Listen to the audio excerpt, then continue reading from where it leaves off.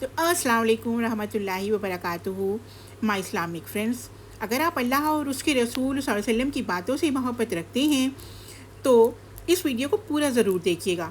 ہو سکتا ہے آج ایک بات ہماری آخرت سنوار دیں انشاءاللہ. تو میرے پیارے اسلامک بھائیوں اور بہنوں، سوچئے اگر آج کی قیامت آ جائے اور اللہ تعالیٰ ہم سے سب سے پہلا سوال کرے تو وہ کس چیز کے بارے میں ہوگا؟ کیا ہم اس سوال کا جواب دینے کے لیے تیار ہیں؟ تو رسول اللہ صلی اللہ علیہ وسلم نے ارشاد فرمایا کہ قیامت کے دن بندے سے سب سے پہلے اس کی نماز کا حساب لیا جائے گا. اگر نماز درست ہوئی تو باقی اعمال کی امید بھی ہوگی، اور اگر نماز ہی خراب ہوئی تو باقی اعمال بھی خطرے میں پڑ سکتے ہیں. تو دیکھیے آج کی اس ویڈیو میں ہم قرآن اور صحیح حدیث کی روشنی میں جانیں گے کہ نماز کی اہمیت کیا ہے، قیامت کے دن نماز کا حساب کیسے ہوگا، اور ہمیں ابھی سے کیا تیاری کرنی چاہیے. تو ویڈیو کو آخری تک ضرور دیکھیے گا. ہو سکتا ہے آج کی یہ بات ہماری زندگی بدل دے اور اللہ تعالیٰ کے سامنے کامیابی کا سبب بن جائے انشاءاللہ. تو شروع کرتے ہیں. اس سے پہلے دعا کرتے ہیں کہ اللہ تعالیٰ ہم سب مومنوں کو نماز پڑھنے کی پابندی کے ساتھ. زیادہ ٹائم نہیں لوں گی آپ کا، آپ بھی بور ہو جائیں گے. بس چاہتی ہوں کہ احادیث کی روشنی میں تھوڑی سی بات آپ سے کر سکوں. کیا کبھی آپ نے سوچا ہے کہ ہم روز کتنی بار موبائل چیک کرتے ہیں، کتنی بار دنیا کے کاموں میں مصروف رہتے ہیں، لیکن جس رب نے ہمیں پیدا کیا، جس نے ہمیں ہر سانس دی ہے، اس کے سامنے کھڑے ہونے کے لیے ہم کتنا وقت نکالتے ہیں؟ ٹھیک ہے، اللہ تعالیٰ قرآن میں فرماتے ہیں سورہ عنکبوت آیت نمبر 29، ٹھیک ہے، اور نماز قائم کرو، بے شک نماز بے حیائی اور برے کاموں سے روکتی ہے. یہی نماز اگر اس کے ادب اور خشوع کے ساتھ پڑھی جائے تو وہ انسان کی زندگی بدل دیتی ہے. تو مائی اسلامک فرینڈس، نماز صرف کچھ حرکتوں کا نام نہیں ہے، نماز اللہ سے بات کرنے کا ذریعہ ہے. جب بندہ سجدے میں ہوتا ہے تو وہ اپنے رب کے سب سے قریب ہوتا ہے. رسول اللہ صلی اللہ علیہ وسلم نے فرمایا کہ بندہ اپنے رب سے سب سے زیادہ قریب سجدے کی حالت میں ہوتا ہے، اس لیے اس وقت زیادہ دعا کیا کریے. صحیح مسلم کی یہ حدیث ہے. سوچئے جس وقت ہم سجدے میں ہوتے ہیں اس وقت اللہ ہماری بات سن رہا ہوتا ہے. کتنی بڑی نعمت ہے یہ.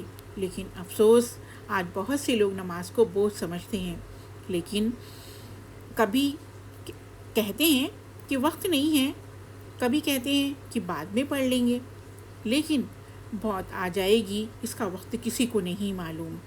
تو رسول اللہ صلی اللہ علیہ وسلم نے فرمایا ہے کہ قیامت کے دن بندے سے سب سے پہلے نماز کا حساب لیا جائے گا. اگر نماز ٹھیک ہوئی تو باقی اعمال بھی ٹھیک ہوں گے، اور اگر نماز خراب ہوئی تو باقی اعمال بھی خراب ہوں گے. دھیان دیجیے گا، ترمذی شریف کی یہ حدیث ہے. ایک اور حدیث آپ کو بتاتی ہوں کہ ہمارے نبی صلی اللہ علیہ وسلم نے فرمایا کہ ہمارے اور کفر کے درمیان صرف اور صرف فرق نماز کا ہے. جس نے نماز چھوڑ دی اس نے کفر کا راستہ اختیار کیا. یہ بھی جامع ترمذی کی حدیث ہے. اس لیے نماز کو کبھی ہلکی چیز نہ سمجھیے. اللہ تعالیٰ قرآن میں فرماتے ہیں کہ اگر آپ نے اپنے گھر والوں کو نماز کا حکم دیے اور خود بھی اس پر صبر کے ساتھ قائم رہیے. سورہ طٰہٰ میں اللہ فرما رہا ہے، یعنی صرف خود نماز پڑھنا ہی نہیں بلکہ اپنے گھر والوں کو بھی پیار اور حکمت کے ساتھ نماز کی طرف بلانا ہماری ذمہ داری ہے. میرے پیارے اسلامک فرینڈس، اگر ہم سے نمازوں میں کوتاہی ہوئی ہے تو آج ہی اللہ سے توبہ کرتے ہیں. ہم اللہ کی رحمت بہت وسیع ہے. جو بندہ سچے دل سے اللہ کی طرف لوٹ آتا ہے تو اللہ اس کی توبہ ضرور قبول فرماتا ہے. تو آئیے آج ہی نیت کرتے ہیں کہ چاہے جو بھی ہو جائے 5 وقت کی نماز کو ہم اپنی زندگی کا حصہ بنائیں گے، کیونکہ دنیا کی کامیابی چند دن کی ہے لیکن آخرت کی کامیابی ہمیشہ کے لیے ہے.